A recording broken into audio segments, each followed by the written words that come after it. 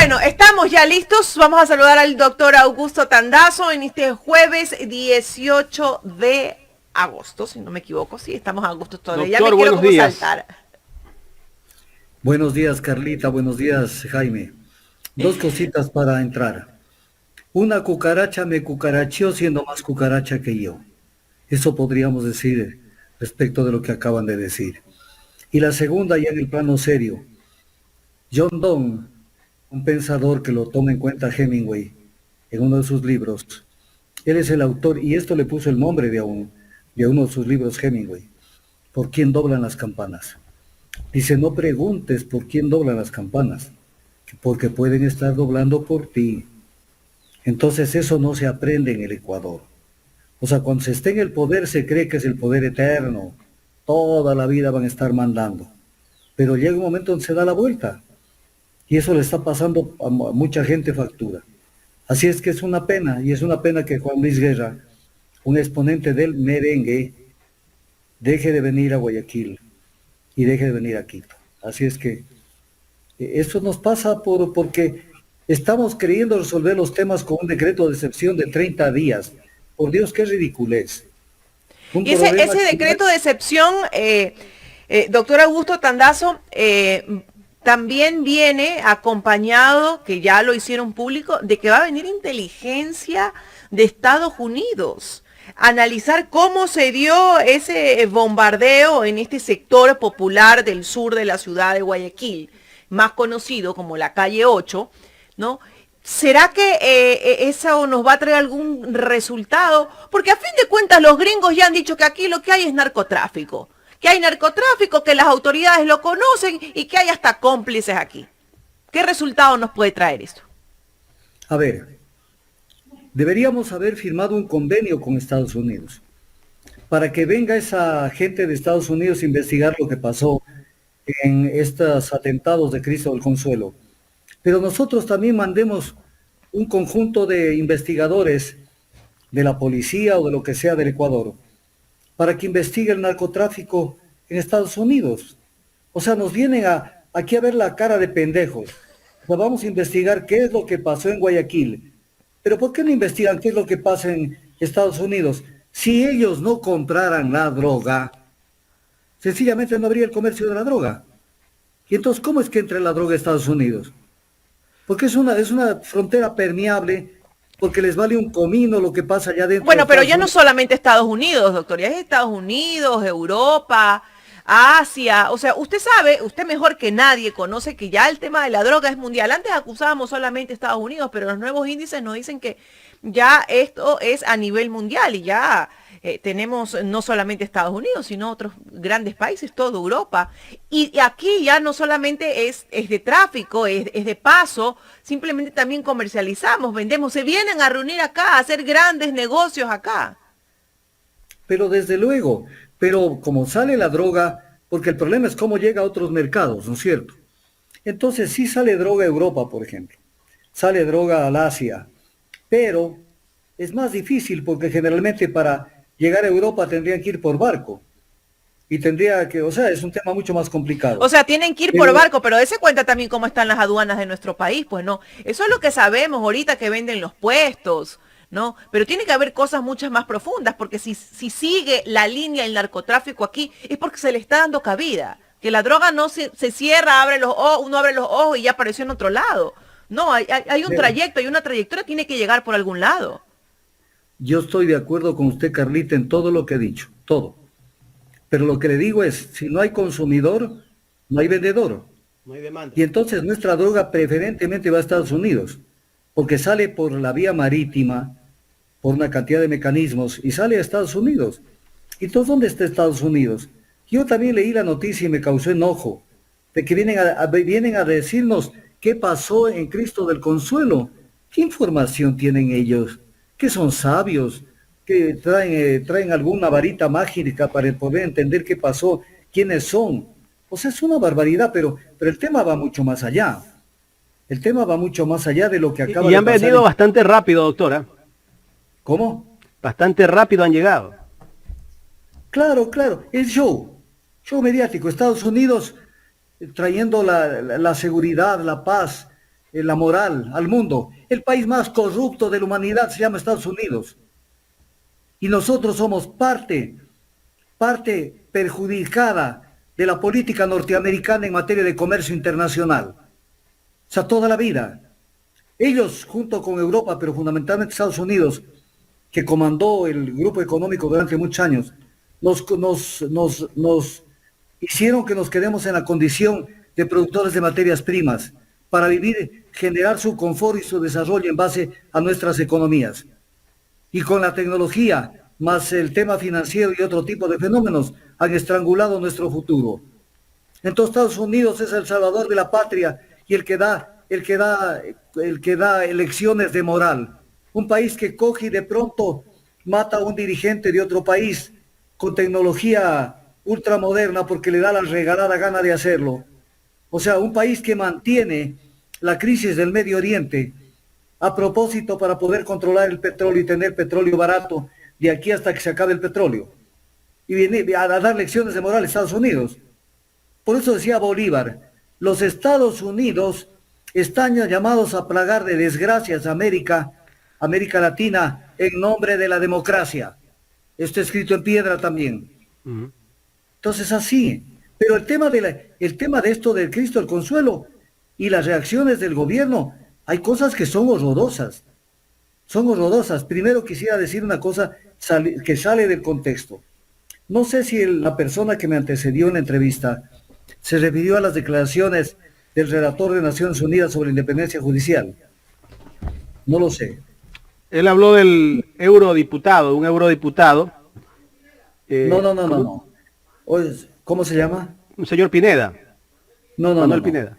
No, es una autoridad mundial, no de Europa, no de Asia, no de América, no de ninguna parte.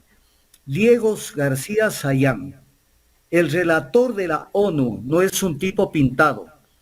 Sobre la independencia judicial, dijo, sigo de cerca la situación de una orden judicial de excarcelación del expresidente, ahí se equivoca porque pone expresidente Jorge Glass, que no estaría siendo acatada ni ejecutada por las autoridades del Ejecutivo. 10 de agosto del 2022, 2:20 p.m. Así es que estamos en la mira de la ONU. Estamos en la mira de la ONU por cucarachas. Porque los cucarachas están en el gobierno.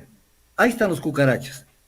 Entonces, esto es importante verlo. Doctor, pero ¿y por qué el presidente algunas decisiones judiciales las acata y otras dicen no?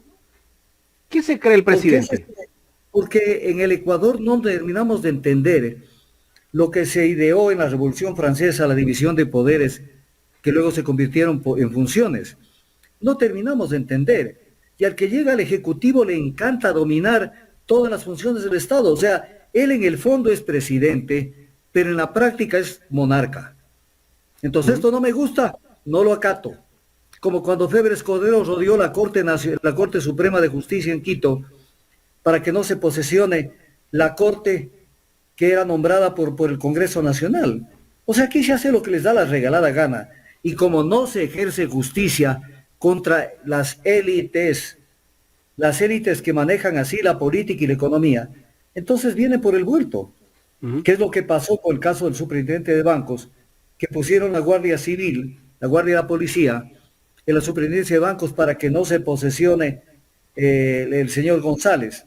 Pero sobre lo cual hay que hablar muchas cosas. Correcto. No sé por dónde comienzo. Yo quisiera seguir con el tema del Cristo del Consuelo y las declaraciones del gobierno, que son una... Doctor, para terminar el tema que estamos tratando de las órdenes judiciales que acata y las que no acata el presidente de la República, ¿qué debería hacer la Asamblea en este momento? ¿Pero de qué asamblea me habla? Es una asamblea que violó la ley de garantías jurisdiccionales y control constitucional. La violó a plena luz del día. A plena luz del día. Artículo 24. Artículo 24, es clarito. La apelación, o sea, porque aquí hubo una sentencia de la jueza sobre el caso de González. Dice, la apelación será conocida por la Corte Provincial. La interposición del recurso no suspende la ejecución de la sentencia. ¿Qué quiere decir? Que la sentencia, mientras la Corte no se pronuncie, la sentencia es válida. ¿Qué hizo la Asamblea Nacional? Posesionarlo a González en abierta interferencia a la función judicial. Deberían votarlos. O sea, eso no puede pasar, como no puede pasar las barbaridades que hace el gobierno. Esta vaina ya se acabó como un país civilizado, un país institucionalizado. Entonces, cuando uno ve este tipo de cosas y sale el gobierno que lo promocionó a González, sale acusándole del cometimiento de una cantidad de delitos. O sea, sucede que es un criminal González. Yo no estoy a favor de González de ninguna manera, pero salen acusándolo cuando él fue el candidato de ellos. Entonces viene la pregunta que habría que hacerles, ¿es que era el candidato de relleno? Y no pensaron que el candidato de relleno pasaba a primer lugar. Segundo, ¿qué conexiones tuvo González con la oposición? O sea, pero es una barbaridad, pero además, dejarse ver la cara en un tema que todo el mundo no se trague ese cuento. O sea, porque estamos hablando de la superintendencia de bancos. O sea, si estaríamos hablando de otra superintendencia, de compañías, por poner un ejemplo, el tema no tendría la trascendencia que tiene. Es de bancos, donde el presidente, obviamente, no directa, sino indirectamente, tiene intereses, pues. Tiene intereses en la bancocracia de este país, pues. Y entonces, de pronto, un escándalo con la elección del superintendente de bancos.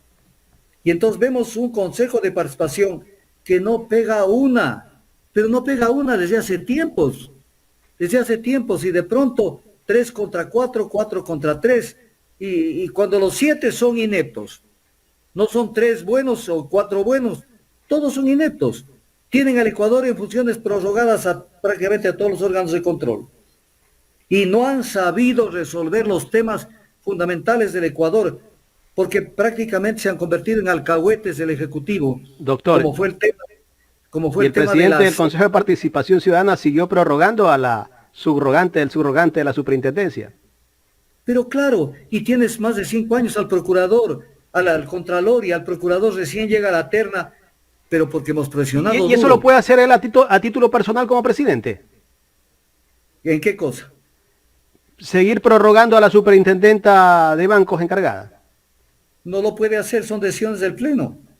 No lo puede ¿Y por qué hacer. lo hace él a País, título personal? Porque en este país nos estamos acostumbrando a que la gente haga lo que decía el loco que ama. Hacen lo que les da la regalada gana. Y se acabó, pues. O sea, yo hago esto y a mí me vale. Yo lo hago. Y ese es el gran problema del país. Entonces tenemos un superintendente de bancos que además hace unas declaraciones que son hermosas. Dice, yo estoy dispuesto a dar un paso al costado, pero voy a esperar qué dice la Corte Provincial. O sea, renunciaba si como con Piola. Si le das, renuncia con Piola. Pues ni siquiera con Piola, porque la Piola se rompe rápido. O sea, renuncia con de esas cadenas que se ponen a las anclas de los barcos. Ya. O sea, si salgo bien parado, me vuelvo a acordar de que yo soy el superintendente de bancos. Entonces, ¿de qué están hablando en este país? Es risible lo que pasa en el país, ¿no? Pero además hubo un concurso de uno, porque la una prácticamente fue descalificada, no prácticamente, fue descalificada, que fue Rosa Matilde Guerrero, y la otra persona renunció. O sea, por Dios, que no entienden castellano, ya no la ley. En un concurso de una terna es elegir uno de 3.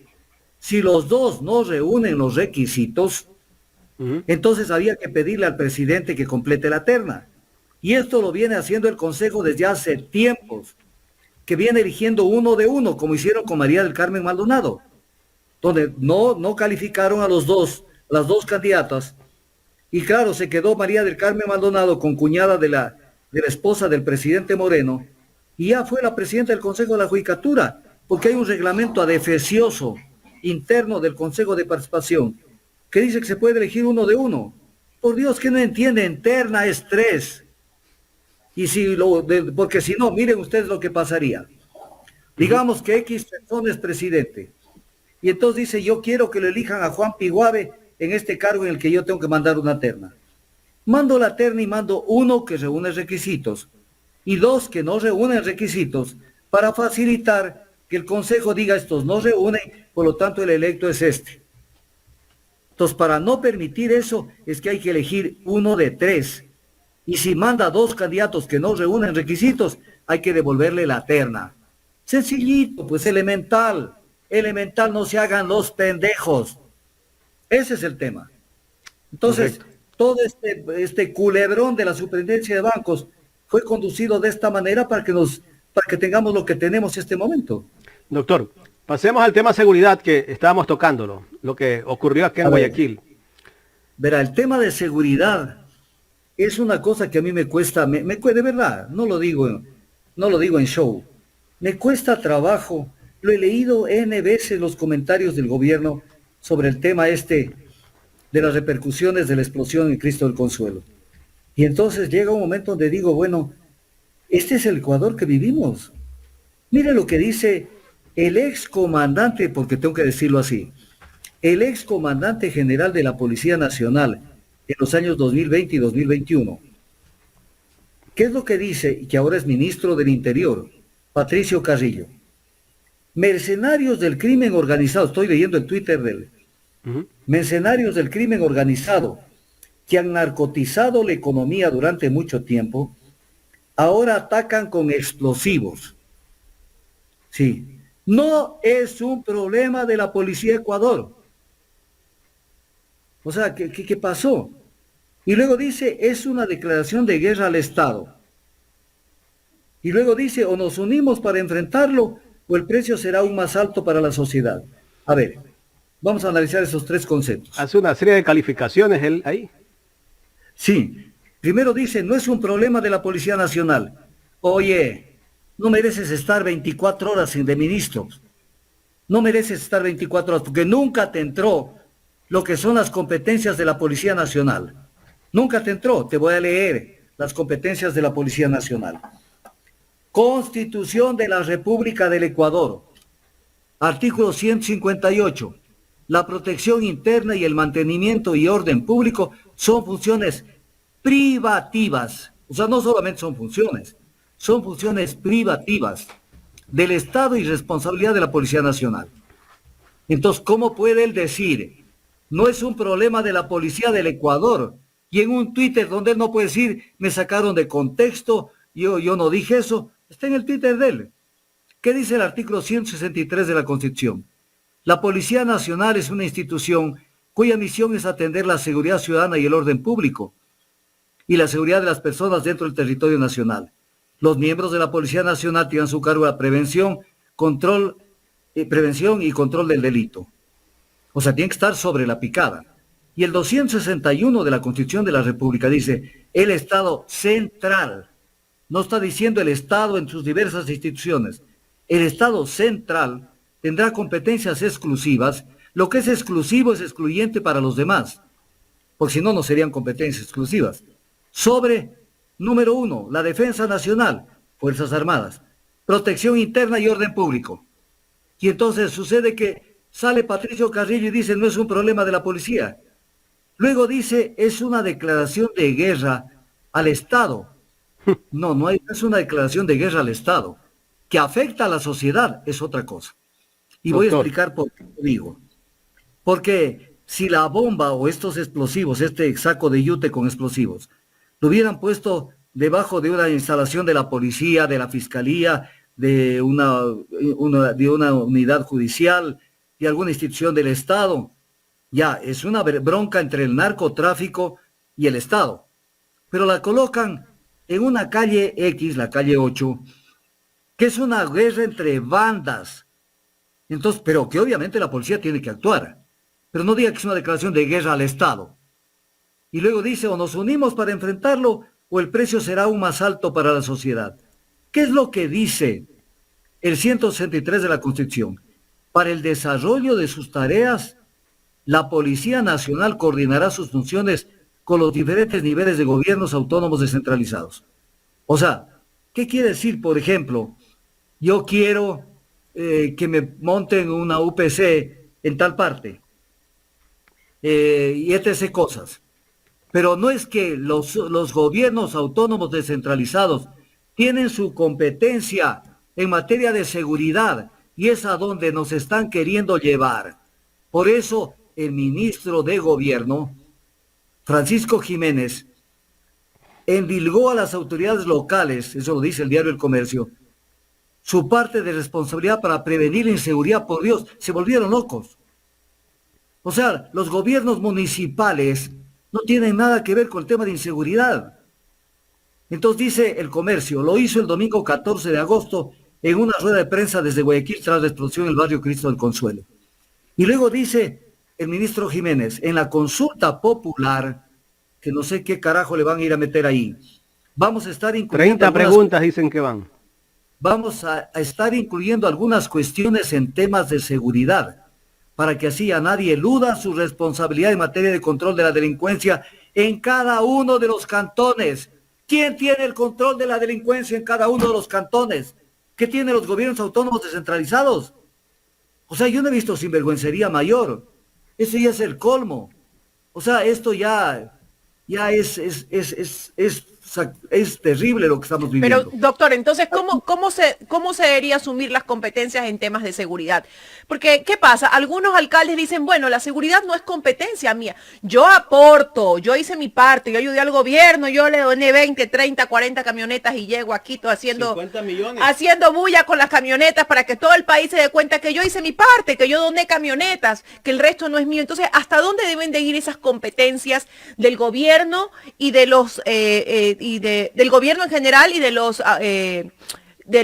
municipios, de los gobiernos autónomos descentralizados? ¿Dónde debe de haber esa media, ese apoyo? Porque si bien es cierto, para el tema de seguridad necesitamos un apoyo de todas las instituciones, pero tiene que haber un límite, porque cada uno tiene sus competencias de acuerdo al cargo que ostenta.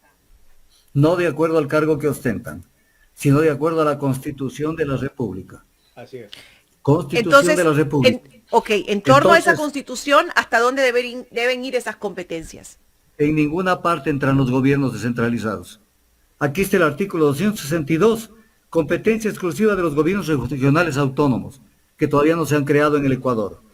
263 de la Constitución, competencia exclusiva de los gobiernos provinciales. Aquí está todo lo que deben hacer. 264 de la Constitución, competencia exclusiva de los gobiernos municipales. Aquí está todo lo que tienen que hacer los municipales en 14 numerales. No hay ninguno que diga que tengan que tener competencia en materia de seguridad. Entonces no tiene que haber una exigencia directa del gobierno para los cabildos, porque ya escuchamos una disputa entre el ex gobernador Pablo Arosemena y la alcaldesa de Guayaquil cuando hablaba del tema de seguridad, ¿no? Y lo que pasa es que ellos no asumen la responsabilidad y cuando no tienen solución culpan a otro, como el caso de que siempre tienen ese cliché de que la culpa es de Correa. Lo mismo están haciendo con otras autoridades porque ya no tienen cómo sacarse la vuelta con las culpas de Correa, ahora tienen que culpar a otro. Ahora, el presidente de la República, doctor Tandazo, hace poco anunció que le iba a entregar 1.200 millones de dólares a la policía. La pregunta es, ¿será que les está entregando los recursos a la policía? Yo conversaba el fin de semana anterior con un miembro de la policía que estaba en un patrullero, me decía que ellos mismos tienen que comprar las llantas para los patrulleros porque la policía no les da nada. Tienen que poner gasolina, tienen que arreglar el carro. Entonces la policía casi que está mendigando, no tiene pues los implementos para salir a combatir a la delincuencia. Y no solamente eso, doctor Tandazo, con experiencia propia, porque he trabajado como directora de algunos municipios, hacen acuerdos, convenios por el tema de seguridad con el Ministerio de Gobierno y le dicen, efectivamente, yo te voy a enviar refuerzos a tu ciudad, pero tú tienes que cubrir los gastos de logística, la alimentación, el hospedaje e incluso tiene que darle mantenimiento a los vehículos. Entonces, esa plata sale de los cabildos y no es competencia de los cabildos. Entonces, bueno, ¿qué tipo de sinergia debe crearse entre una autoridad y otra para poder de pronto aplacar un poco el tema de inseguridad? A ver, ningún tipo de sinergia, porque es una alcahuetería y eso es caer en la trampa del gobierno. Aquí lo que tiene que asumir sus competencias es la Policía Nacional y el Estado Central. Pare de contar, el resto es paja. El resto es paja. Mire, por ejemplo, yo no tengo ninguna afinidad con los socialcristianos. No tengo. Pero, por ejemplo, lo que dijo el gobierno, que han estado 30 años en el gobierno municipal de Guayaquil y que no ha habido ningún resultado para controlar la delincuencia, es una sinvergüencería, pues. O sea, ¿qué tiene que hacer un gobierno municipal en controlar la delincuencia? Nada. Mucho han hecho con donar motos, dar gasolina, construirle CPUs y una cantidad de cosas. Cada persona tiene que asumir, cada persona jurídica tiene que asumir sus responsabilidades, pero no venir a lavarse las manos. Es un problema de todos. Sí, es un problema de toda la sociedad, pero quien tiene que resolverla es la Policía Nacional. Es la que tiene que resolver. El resto es paja, pues. No vengan a hacer politiquería barata con esto. Entonces podemos decir que los alcaldes también usan esto como estrategia política para decir, mira, el gobierno no está haciendo nada, quien te está salvando soy yo, quien te está dando soy yo. O sea, no solamente lo hacen por de una u otra forma ayudar, sino lo están tomando como una estrategia. Y eso lo vamos a ver en las próximas elecciones, porque dentro de los planes de trabajo que ellos propongan, van a tocar algún tema de seguridad, algún tema de aporte. Ya decía en algún momento el gobernador, decía que esto se solucionaba poniendo cámaras de seguridad en todas partes, alumbrado público, porque las calles están muy oscuras. Entonces, de una u otra manera, sabemos que uno de los puntos álgidos y de los puntos fuertes que hay en este momento para las campañas a nivel de cabildos es ese, es el tema de seguridad. Entonces, de pronto decirle a la ciudadanía, no se dejen convencer por eso, que al fin de cuentas no es competencia, no puedes gastar todos los recursos municipales en seguridad, porque no es tu competencia. Desde luego. Desde luego yo estoy en contra de la politización de esto y de la demagogia. O sea, lo que pasa es que los municipios se dejan chantajear y por hacer determinadas obras o actividades hacen lo que no les compete. De esto se quejaba Bolívar. O sea, que él cuando comenzó a crear esta República de Colombia, decía cada quien asume competencias del otro lado. O sea, por Dios, tenemos que ser ordenados. La Policía Nacional del Ecuador tiene que recibir los recursos y ellos tienen que responderle al Estado ecuatoriano con todo lo que tienen a su cargo respecto de la seguridad ciudadana. Pero aparece cualquier cosa, doctor, vayan a ayudarle al ejército, que les vaya a ayudar. Entonces todo es un desmadre. Doctor, pero la policía tiene su propio presupuesto. ¿Cómo? La policía tiene su propio presupuesto. Desde luego, pero entonces digan dónde está la plata. ¿Por qué Hay no que le dan llamarlo la a Platimiro plata? aquí. Pero a eso tiene que hacer la asamblea. Pero una asamblea de pacotilla, que no esté en nada, que no conoce y que entre en este juego de confundir a la gente. O sea, ustedes se pueden imaginar si los cantones, que son una cantidad enorme, centenares en el Ecuador, asumen competencias en materia de seguridad. Tendrían que tener una fuerza de seguridad, tendrían que tener inteligencia, tendrían que administrar las cárceles, tendrían que hacer una cantidad de cosas. Pero entonces esto por economía de escala multiplicaría el dinero que se necesita para controlar en cada cantón y sería un desmadre el Ecuador, porque cada municipio se convertiría en un regimiento de policía. Y entonces es una barbaridad. Eso es lavarse las manos de una manera grosera, de una manera silvestre. O sea, la Policía Nacional del Ecuador tiene que dar la cara en estos problemas. La cara. No esconderse, que se han venido escondiendo mucho tiempo y no dan razón de nada. El mismo Carrillo tiene que responder por las armas y granadas que le mandaron a la señora Yanine Áñez a Bolivia, y que él con una cartita al embajador de Bolivia y Ecuador le reclamó. ¿Y qué competencia él tenía para entregar armas a Bolivia, al gobierno dictatorial de Yanine Áñez? ¿Ha respondido de esto el ministro Carrillo? ¿Se han enterado de esto los asambleístas? ¿Se enteran? Algo que está en los diarios. ¿Se enteraron? Es el ministro que nos da clases. Nos da clases. Doctor. Entonces, no va por ahí. Perdón que le interrumpa, pero lo sorprendente de lo que ocurrió el fin de semana en el Cristo del Consuelo, que a 3 cuadras hay un UPS de la Policía Nacional. A 3 cuadras. ¿Cómo es que uno dice, cerca de donde está un UPS ocurre esto? Es un sitio prácticamente de diversión esa calle, porque esa es la famosa calle 8. Creo que hicieron esa calle 8, llamada así calle 8, simulando a la calle 8 que hay en Miami, donde se presentan los festivales artísticos. Allí hay varias discotecas.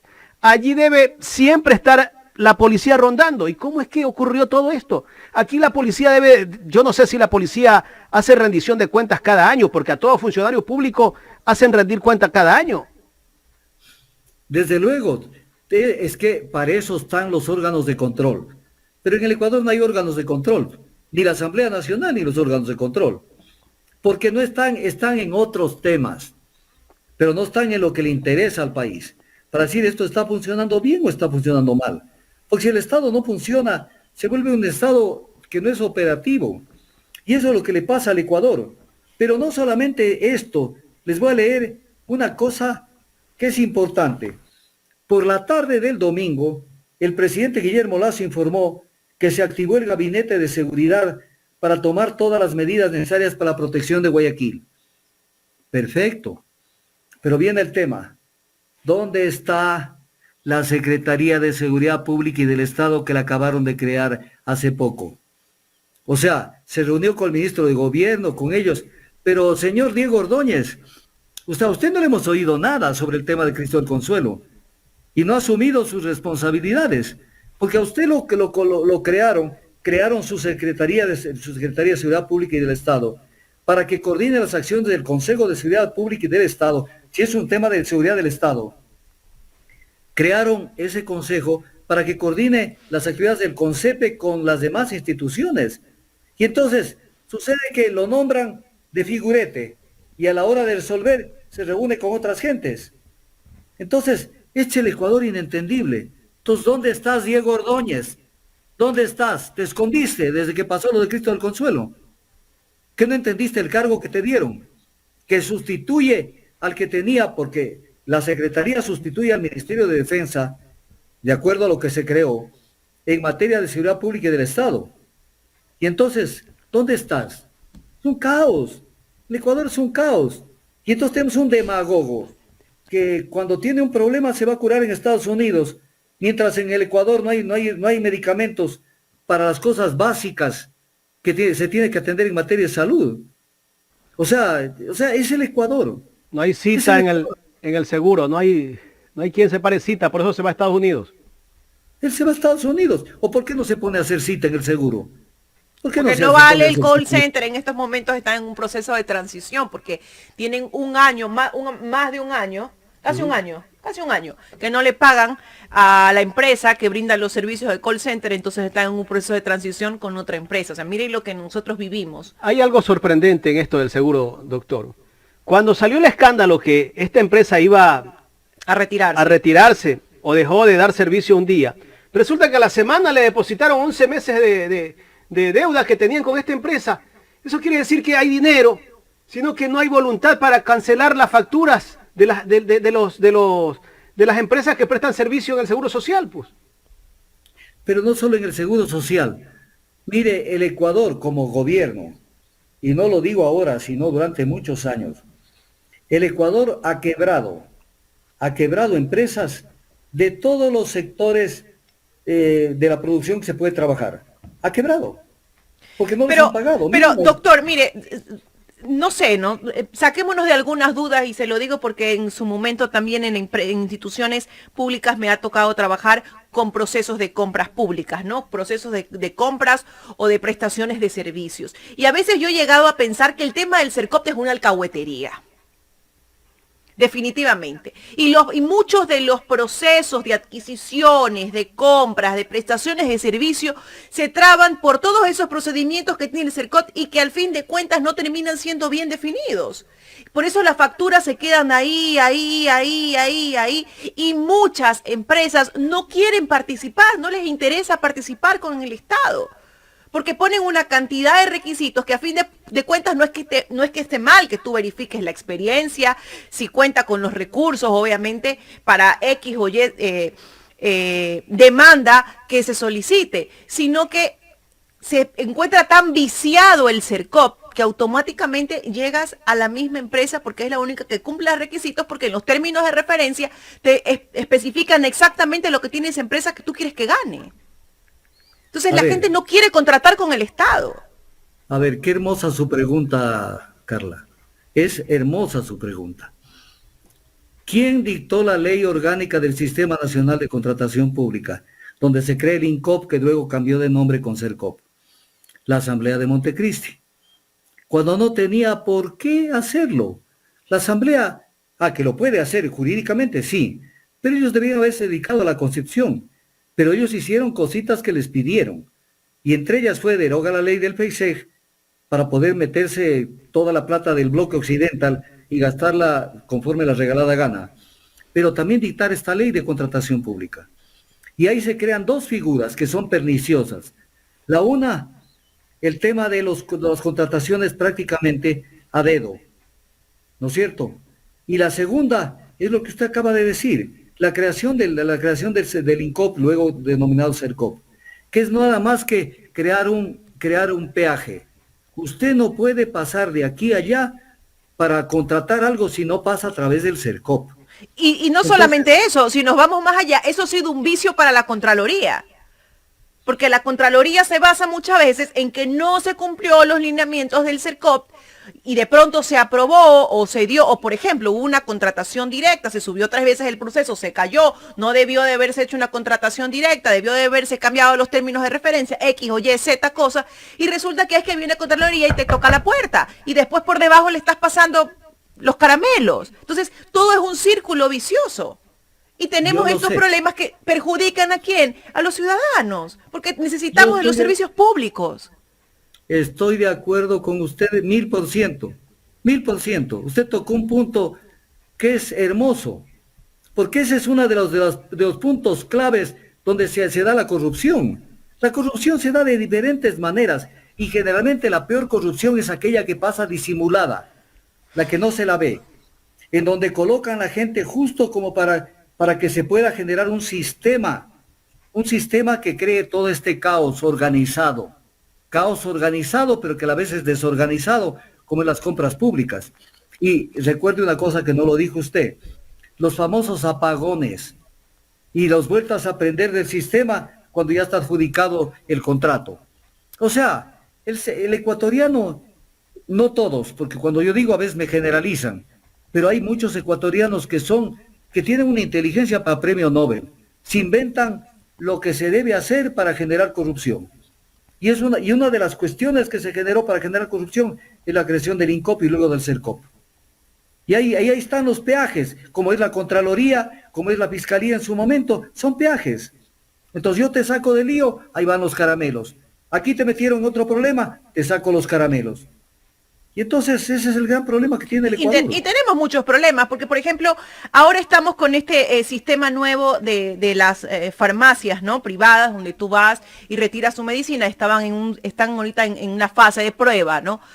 Pero nosotros nos ponemos a pensar y retrocedemos, ¿qué va a pasar después cuando no paguen las facturas? Aún tenemos clínicas, hospitales privados, donde el seguro les adeuda millones. Pero claro, millones, y va alguien con una emergencia y no lo atienden, y nosotros decimos, bueno, pues el deber de ellos obviamente es atender un enfermo, pero también te pones a pensar que también es un negocio y que también el dueño de la clínica y quien puso su clínica tiene que cubrir gastos, y el seguro, no pasa nada con el seguro, o sea, no te da ningún tipo de servicio de estabilidad. Entonces, ¿qué va a pasar si no logramos manejar estos servicios básicos, por así decirlo, y sociales? Entonces, vivimos en un estado donde no tenemos nada, no tenemos salud, no tenemos seguridad, no tenemos educación, no tenemos nada, y nos quedan 3 años todavía por vivir así. Y vendrá otro gobierno y lo que dirá es lo mismo, ¿no? Hay que cambiar las leyes, no hay dinero, dejaron la casa desordenada, y el pueblo está cansado. Yo estoy de acuerdo con usted, comenzando por un tema que es básico. La Constitución de la República dice que la salud es un servicio público. Si es un servicio público, como está normado en la Constitución, entonces el Estado tiene que regular ese servicio público. No solamente mandarse una ley de la salud, un código orgánico de la salud, que no toque el fondo, donde todo tiene que regularse. Si no, no es servicio público. O sea, eso no es. Si es servicio público, tiene que regularse. Entonces, ¿qué es lo que pasa en la práctica? Verá, una clínica X, sucede que le derivan pacientes de la Seguridad Social, le derivan, y el Seguro Social no le paga, o le paga con mucho retraso. Entonces, la ponen en una situación de debilidad a la clínica. Pero viene un tema, la clínica, ¿cómo sigue subsistiendo? Esto la gente no llega a pensar. Tiene que elevar las facturas de los que sí están pagando para poder compensar lo que no le están pagando y subsistir. Entonces encarece la salud. ¿Por qué? Claro. Porque el Estado no cumple con sus obligaciones para con las instituciones, las entidades de salud que están llamadas a atender los pacientes derivados.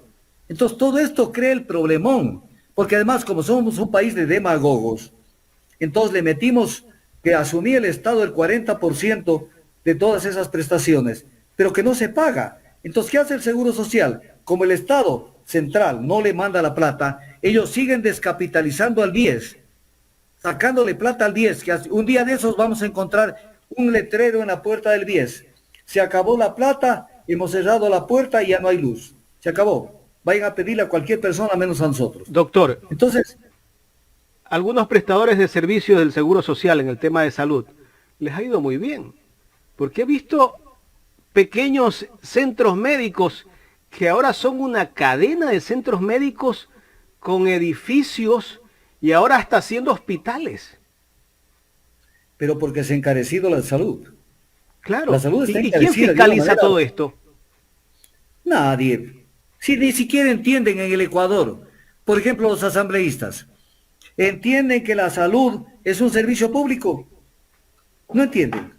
Si no entienden que es un servicio público la salud, entonces, obviamente, la actividad de la salud está prácticamente manejada al criterio que se les dé la regalada gana a las instituciones de salud.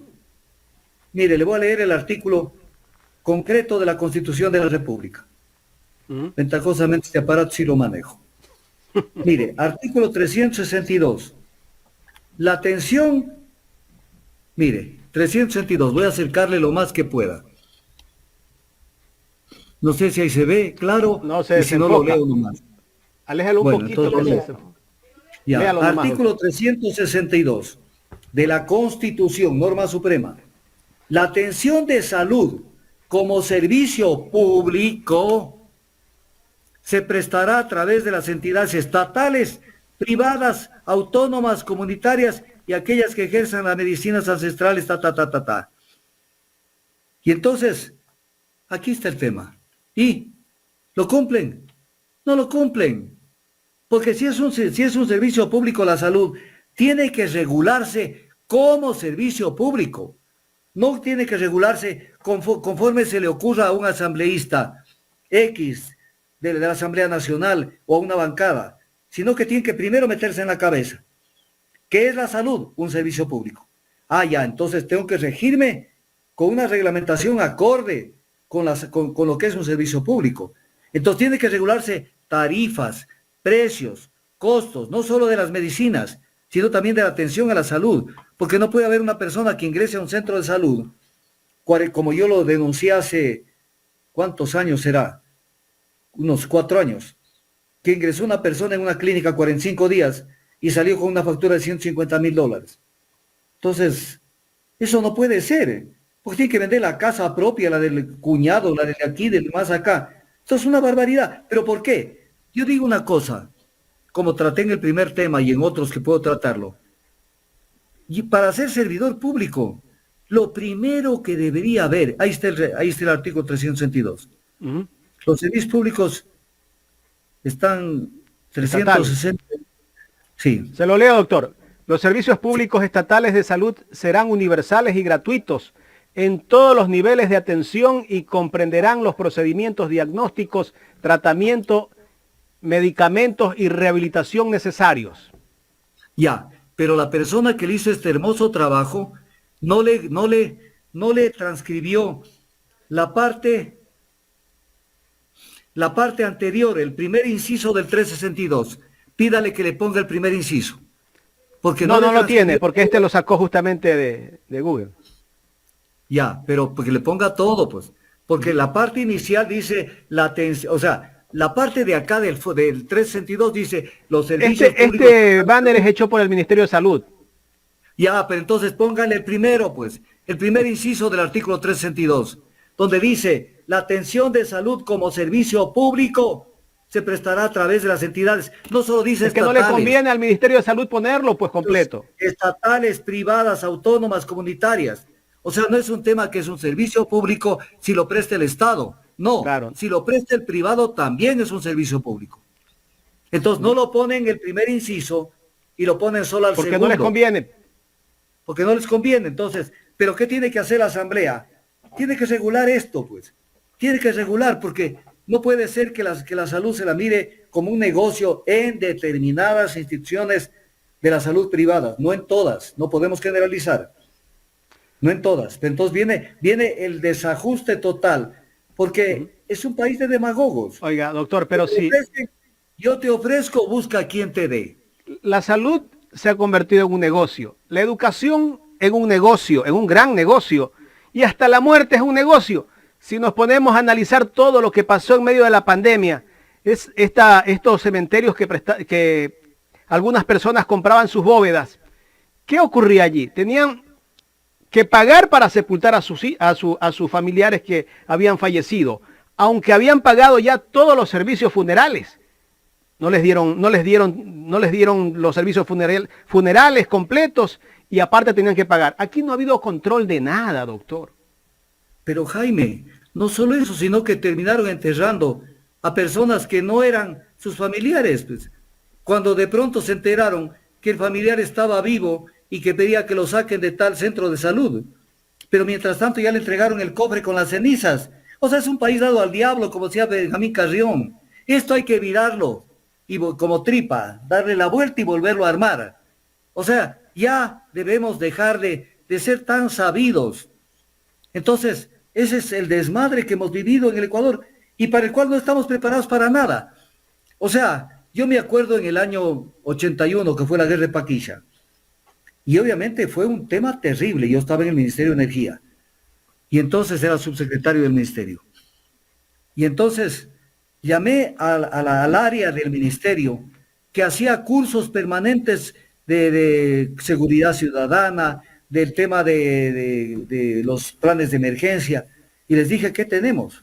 No tenían nada, pero se habían pasado tiempos yendo a cursos y no sé qué cosas. Yo, siendo una persona que no conocía, me hice una lista y le dije, a ver, pregunte a la gente, nombres, parientes, teléfonos, tipo de sangre, porque si nos pegan un bombardeo, no sabemos ni qué tipo de sangre tiene una persona, a quién se puede recurrir, qué campamentos podemos armar, porque el tema fue grave. Tuvimos tres amenazas de guerra abierta con el Perú. A mí me tocó vivir eso. O sea, ya hubieron amenazas concretas y la guerra se la paró no sé cómo. Y entonces, o sea, llegan los problemas. Terremoto de Manabí, no estamos preparados para nada. No teníamos ni helicópteros para poder transportar a la gente. Llega cualquier suceso, no estamos preparados para nada. Entonces, no hay el Estado, pues. El Estado sirve para que la ciudadanía se sienta protegida, pero si no hay el Estado estamos podridos. Con eso es lo que quieren acabar, pues algunos. Desde luego. Todo lo estatal es malo. Por eso es que se quiere vender el Banco del Pacífico. Por eso es que quieren poner un superintendente que vaya a cumplir las órdenes de su majestad. Nada más, miren, el Banco del Pacífico, si hubiera un auditor, una empresa auditora que diga, ¿por qué? Pero con razones técnicas. ¿Por qué es que el Banco del Pacífico, de ser un banco de lo mejor que tuvo el Ecuador, cayó en picada con el gobierno de Lazo? Así de sencillito. O sea, bajó su cartera, bajó todo. Porque los ponen para desarmar, lo mismo que hacen con Petroecuador. O sea, los ponen a los funcionarios para desarmar a la empresa, para después decir, estamos en crisis, necesitamos levantar la producción, pero los únicos que pueden meter la plata es la empresa privada. Entonces ya armaron el negocio para la empresa privada, cuando lo puede hacer el Estado perfectamente. Aquí hay una competencia total. O sea, tenemos técnicos idóneos para manejar el tema petrolero. Doctor, pero lo hacen aparecer como una crisis para después vender la gallina a precio de gallina robada. Doctor, ¿qué le soluciona al gobierno vendiendo el Banco del Pacífico? ¿Qué le soluciona? No le soluciona al gobierno nada, pero a los banqueros sí, porque eliminan la competencia. Y además captan inversión del sector del Banco del Pacífico. Pero ¿y por qué el ministro de la Producción Julio Prado, si no me equivoco, algún día dijo que para bajar las tasas de interés hay que vender el Banco del Pacífico. Porque es la competencia de él, pues. Porque él era presidente de la Asociación de Bancos Privados del Ecuador antes de ser ministro de este gobierno. O sea, siempre hay que encontrar la causa de por qué la gente se manifiesta de tal o cual manera, pues. Él no era presidente de la Asociación de Bancos en general, sino de la Asociación de Bancos Privados del Ecuador. Julio José Prado, que además hizo unas declaraciones horribles en esos días. Porque mire usted, usted me está haciendo acordar de algo, que además era una torpeza de este hombre. O sea, cuando vino la pandemia y terminó ese año primero de la pandemia, ¿qué es lo que declaró Julio José Prado? Dijo, a la banca no nos ha ido mal, nos ha ido bien, cuando terminó ese año. Oye, yo sé que te fueron contra bien, pero quédate callado, no seas zunzo, porque estás diciendo al Ecuador, el Ecuador está podrido, pero nosotros los banqueros estamos muy bien. O sea, hasta esas sorpresas se dan. Entonces a la banca le fue bien, pero este defiende a la banca, pues, o sea que tenemos que ubicarlo perfectamente donde está. Entonces cualquier declaración tiene que ser favorable a los intereses de la banca privada, porque para ellos eliminar la banca pública es ponerlos prácticamente de rodillas a todos los clientes, a todos los ecuatorianos, para que se sometan a sus dictados. Hasta el día de hoy, los que prácticamente manejan el tema bancario son los bancos privados. No tenemos una superintendencia de bancos, ni tenemos un banco central que fije tasas acordes con el mercado. O sea, si usted le dice a un europeo, por ejemplo, lo trae a un europeo o va y conversa con un europeo economista que conozca y le diga, vea señor, en el Ecuador por emprendimiento se cobran tasas de hasta el 28% y de interés anual. Le juro que tiene que tener listo una camilla o algo porque le va a dar un yello a esa persona, le va a dar un desmayo. Así no puede ser que un país de imbéciles. 28% de tasa de interés. Y eso no ha pasado nada. Porque ese sector, el sector bancario, no lo topa nadie. Entonces, ¿tenemos ley del emprendimiento? Sí tenemos ley. Pero tenemos tasas de interés por las nubes. Entonces, ¿de qué nos sirve? Doctor, la última de mi parte. El presidente de la República la semana pasada dijo, y su ministro de Bienestar Social también lo ha dicho, que su gobierno ha hecho más en estos 14 meses que lleva en el poder que los 14 años que estuvo Correa y Moreno en la parte social, que han invertido más de 13.000 millones de dólares.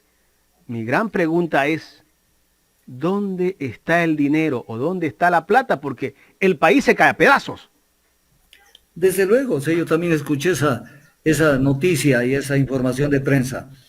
Y es una sinvergüencería total. Porque si con Moreno hubo una recesión enorme, con Lazo es una paralización total. Esta paralización total, él no tiene que inaugurar ni el año escolar. No tiene que inaugurar nada.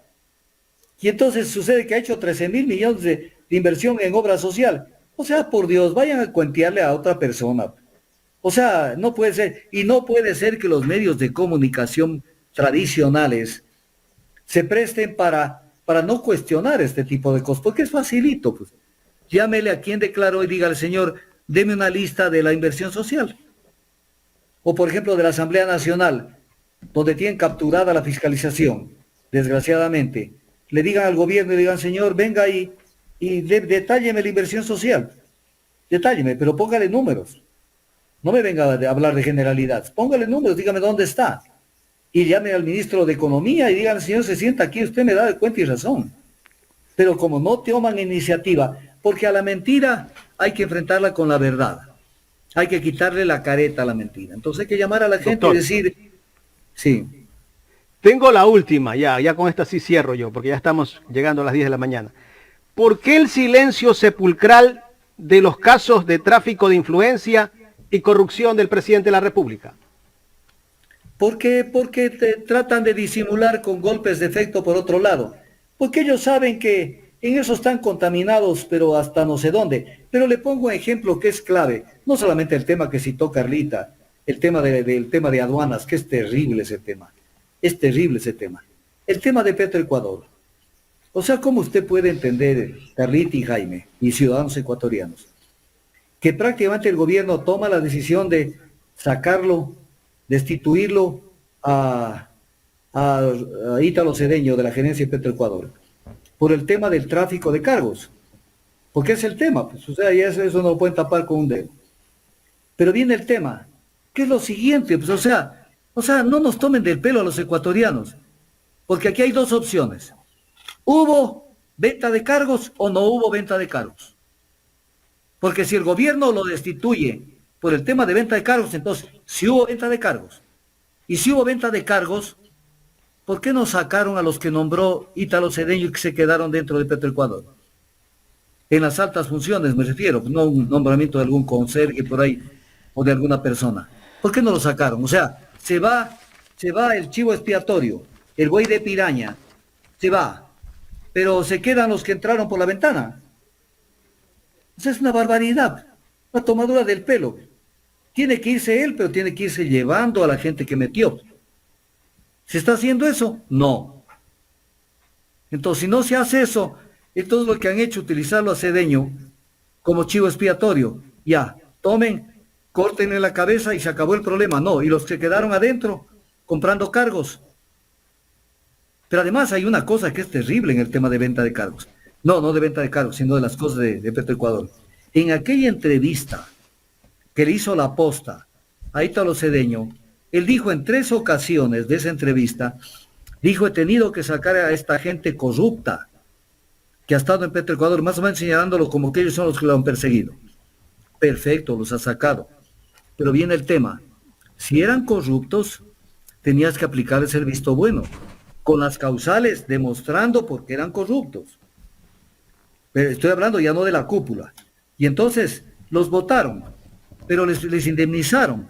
Entonces tú indemnizas a los corruptos. Entonces si eran corruptos tenías que aplicarles el visto bueno, pero obviamente esgrimiendo y probando las causas de la corrupción.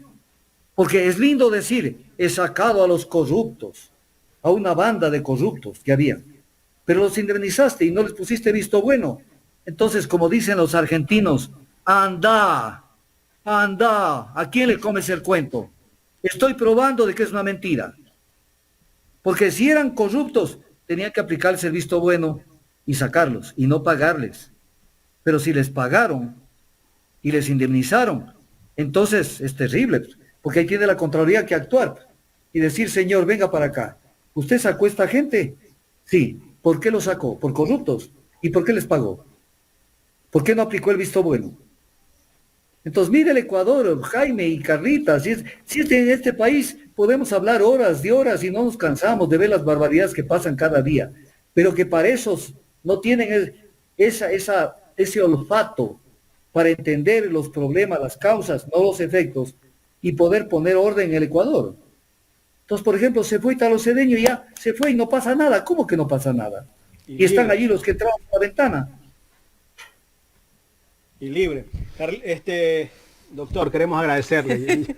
Ya nos estamos pasando. Bueno, el próximo jueves Carlita, yo sigo con más. Yo tengo algunos temas así como el del CERCOP. El y esos caso de los puntos narcos generales que también. hemos tocado, que tenemos para analizar con mi querido doctor Tandazo. Le deseo que tenga un buen fin de semana. Cuídense Carlita, mucho. Lo esperamos el próximo jueves. Siempre es un Carlita, gusto una sola cosita. Se quedó un tema que es una perla. ¿Cuál Pero para que es una dejarlo perla, apuntado? que es el tema de el juicio a los miembros del Consejo de la Judicatura. Justamente conversábamos eso, que se nos quedó ese... Se nos fue el tiempo, doctor. Pero vamos a ver en el Pero transcurso vea, de la semana qué ese pasa es un con tema. eso para analizarlo el próximo día Ese jueves. es un tema precioso, porque se ve a claridad, cuando ustedes lo vean en la secuencia, se ve con toda la claridad la zapada de lo que fue la destitución de 26 jueces de la Corte Nacional de Justicia, que fue una zapada organizada por Trujillo desde el Consejo de Participación Ciudadana. Pero clarito que se la vea. No dejemos pasar ese tema, que no pase de la semana, porque es un tema que es bueno que la gente vea cómo se mete la mano a la justicia y cómo no pasa nada. ¿Y Pero en quién todo manda? caso, ¿Y quién decide el que sale y el que no entra. sale? El que sale, el que entra, el que se Su queda, majestad. el que no se queda. Su Majestad el Rey. Su Majestad el Rey de Carondelet. Doctor. Es el gran tema.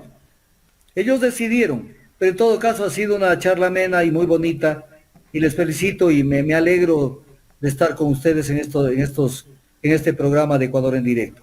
Muchas gracias por todo y espero verlos la otra semana para tener una nueva intervención. Muchas gracias y un gusto verlos. Gracias, doctor Augusto Tandazo. Ahí Siempre está, hemos conversado de algunos temas, ¿no? interesante los temas que se tratan con el doctor Sí, Tandazo. y también interesante Pero porque... queda el caso narcogenerales también. Que la gente está Interesante porque reclamando. vemos diferentes puntos de vista, ¿no? El doctor Tandazo tiene su postura, su punto de vista, al igual que otros entrevistados también tienen su postura y sus Carlita. puntos de vista. Entonces, de eso se trata, de poner en el tablero diferentes puntos de vista de diferentes analistas y que usted analice, ¿no? Aquí Con cuál entrevistamos a concuerda, todos. con cuál no concuerda. Aquí entrevistamos a todos.